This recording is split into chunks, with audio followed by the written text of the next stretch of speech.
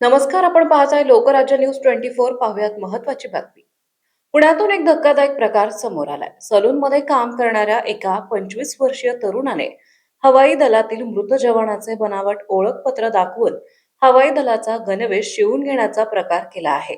मात्र टेलर आणि हवाई दलाच्या सतर्क जवानांमुळे हा संपूर्ण प्रकार उघडकीस आला असून लोहगाव पोलिसांनी आरोपीला अटक केली आहे.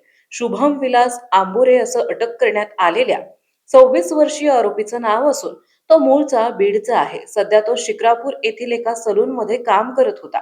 मिळालेल्या माहितीनुसार आरोपी शुभमने हवाई दलातील मृत जवान रजत कुमार मिश्रा यांच्या नावाचे बनावट ओळखपत्र तयार केले होते. लोहगाव मधील एका टेलर्सच्या दुकानात जाऊन आपणच रजत कुमार मिश्रा असल्याचं सांगत त्याने गणवेश शिवण्यास दिला.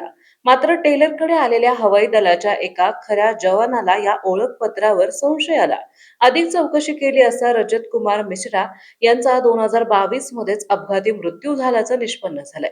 हवाई दलाचे जवान ब्रिजेश कुमार मिश्रा यांच्या तक्रारीवरून लोहगाव पोलिसांनी शुभमला बेड्या ठोकल्या आहेत. आरोपीने हे गणवेश नेमके कोणत्या कारणासाठी शिवून घेतला आणि हे बनावट ओळखपत्र कसे तयार केले याचा अधिक तपास सहाय्यक पोलीस निरीक्षक संतोष शिंदे करीत आहेत. महाराष्ट्रातील महत्त्वाच्या आणि ताज्या बातम्या पाहण्यासाठी आजच आमच्या लोकराज्य न्यूज 24 न्यूज चॅनलला YouTube वर सबस्क्राईब करा आणि बेल आयकॉन प्रेस करा.